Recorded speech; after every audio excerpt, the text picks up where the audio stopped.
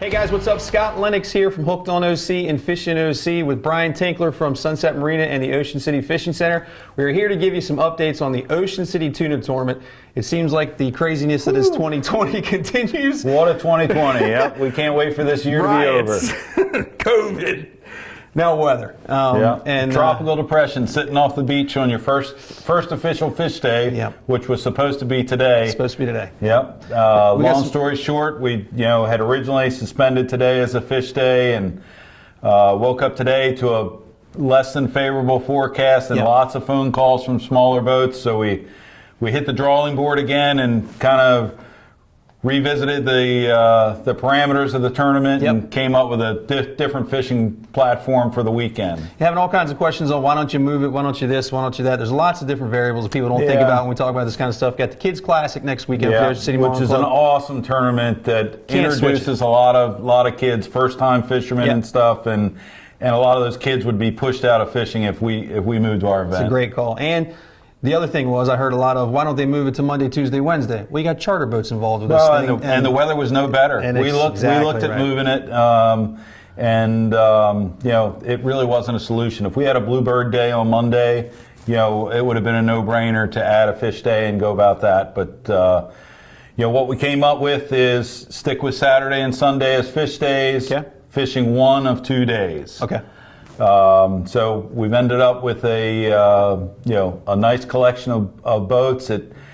We didn't design it this way, but it's kind of like the final round of Texas Hold'em with the group of boats that we have out there. Super impressive collection of boats.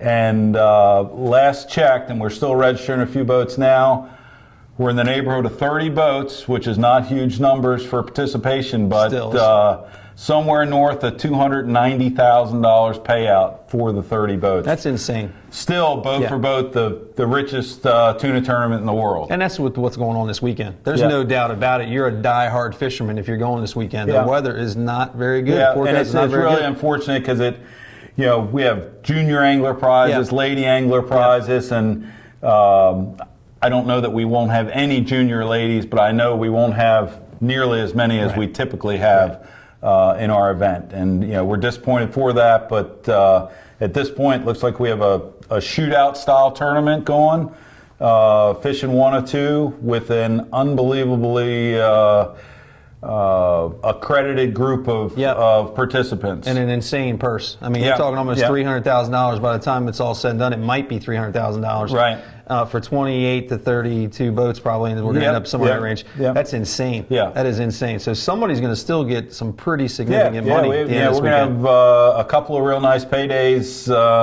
Depending on how it plays out in the pro jackpot levels, whether the winner is in the pro jackpot level, that can split things off a little bit. But we're going to have a couple of really nice paydays. Seems like most everybody is in that stuff though, with the amount of money that's in it for the boats. Last checked, I think somewhere in the neighborhood of 17 boats were, if not across the board, nearly across the board. So that's better, on the neighborhood of 30 boats, that's better than half or nearly half the boats. That's great. We're expecting a couple more boats as we film this. There's still an hour left in registration.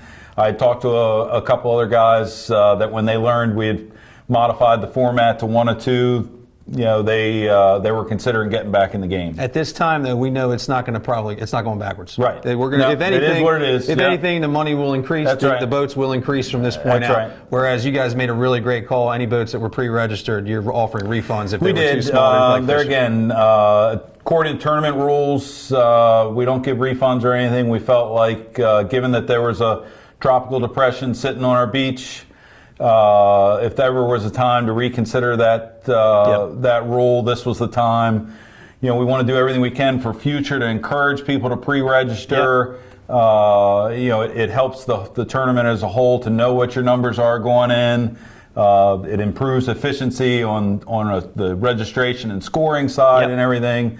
So I think it's important that people are encouraged to pre-register and everything, and depending on the size of boat you're fishing and everything, with the forecast that were out there, you couldn't blame anybody for questioning whether or not it was the right thing for them to do to get out there. And it was a good call for you guys to make that option available for people. So if they take advantage of it. It didn't please everyone, but we have a broad range of participants. Our guys, we have everything from entry-level guys. Literally, we've got a couple of guys that, this is their first season of tuna fishing and everything. Yep.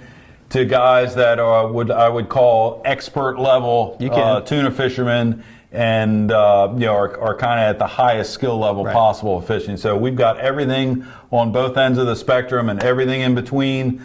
So we need to address everybody's concerns when we're making that kind of decision.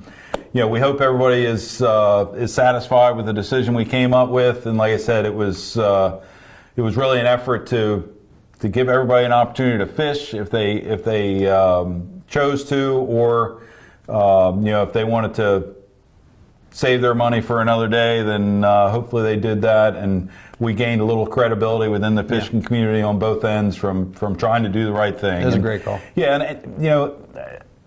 and we say all the time, anyone that wants to be critical of tournament operators should first run a tournament. I know you guys ran a tournament for the first time last year, and I'm sure you gained a newfound appreciation. It's a small scale event too, but you're exactly right, man. You try to make good decisions, and you're never going to please everybody out there. Yeah. And so create a level playing field, try to make good decisions, and kind of let the chips fall where they may. You look out for the best case scenario for the majority of the participants, spectators, and the event. Right. That's what you look out for. You guys did a good job of that. Yeah, and speaking of the event, we're under some restrictions in the COVID world we live in right now. For any spectators coming to the event, we're on a very restricted spectator area. There'll be limited public spectator area available for the tournament. The restaurant, of course, has their modified seating schedule that you can gain visibility of the scales through the restaurant, and sitting and having a drink or a meal with Mickey Fins. And then another thing that is kind of unique to this event with COVID, we're reserving a VIP area for family and guests of the boat at the scales. Gotcha. Up to 8 people. There'll be a roped off area that they can notify tournament staff that they're there for the scales for that boat. They'll be escorted up to that area where they can get good visibility of their team and maybe snap a picture or two. Another kind of modified thing for COVID, when the boat arrives at the scales, we're asking for only 2 representatives to come off the boat during the weigh-in till the fish are hanging on the scales. If there's a photo opportunity, once the fish are up weighing, the weight's been called, the staff can kind of remove themselves from the area. The tournament staff then, if the additional crew would like to come up on the dock and take a photograph with their group that they've been with all day anyhow, they're welcome to do that. So, we're doing our very best to maintain social distancing at and around the scales. Bring your mask if you're coming to the scales, because it's a mask area. I really can't think of much else. We're Saturday and Sunday fishing 1 out of 2. Scales open up at 4 o'clock each day? Yeah. 4 o'clock each day and run until 8:30 Saturday, 7 Sunday. Okay. And, with that said, a big part of the reason why we modified the event was because the forecast for tomorrow was not great. Right.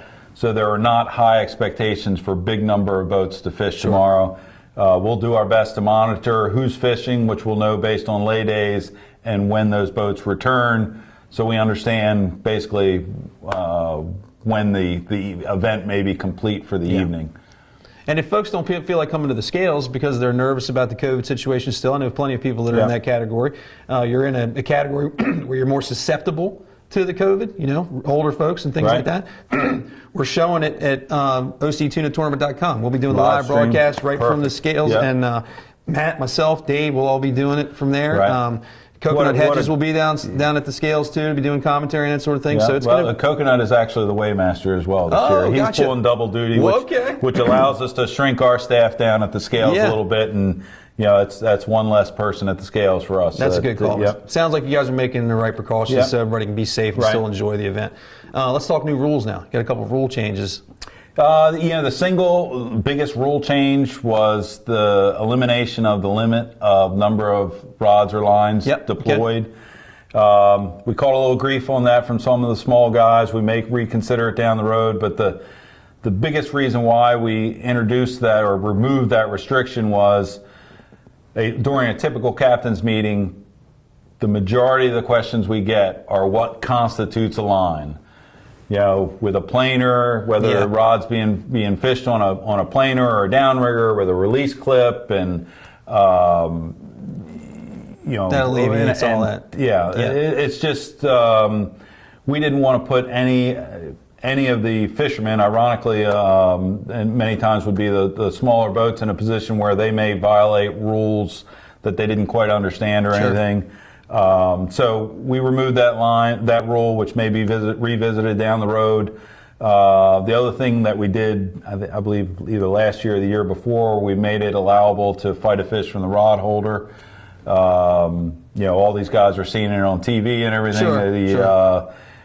Wicked tuna guys are fighting them out of the rod holder all the time. So we pulled the plug on, you know, it is allowed to fight the fish out of the rod holder.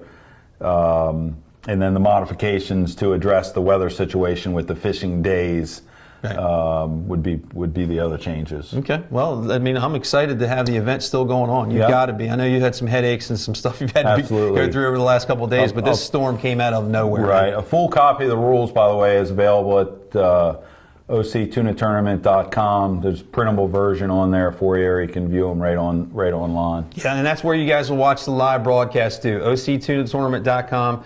Hooked on OC crew, myself will be bringing it to you live all weekend long. You'll be able to see the weigh-ins 4 o'clock until 8:30 on Saturday, 4 o'clock until 7 o'clock, unless there's boats waiting on Sunday. Yeah, one other thing. No awards banquet or anything, I would imagine. Well, we have a modified awards banquet. Okay, we have a scheduled awards banquet. So the winners in each category will be presented a time to arrive at the scales.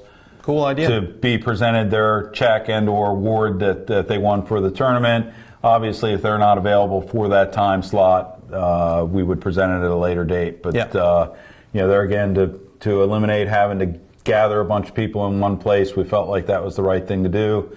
And before I go any further, really, and here we are at the end, but a big shout out to Rolf and Jennifer, Rolf Godelsky and Jennifer Blunt, for their efforts.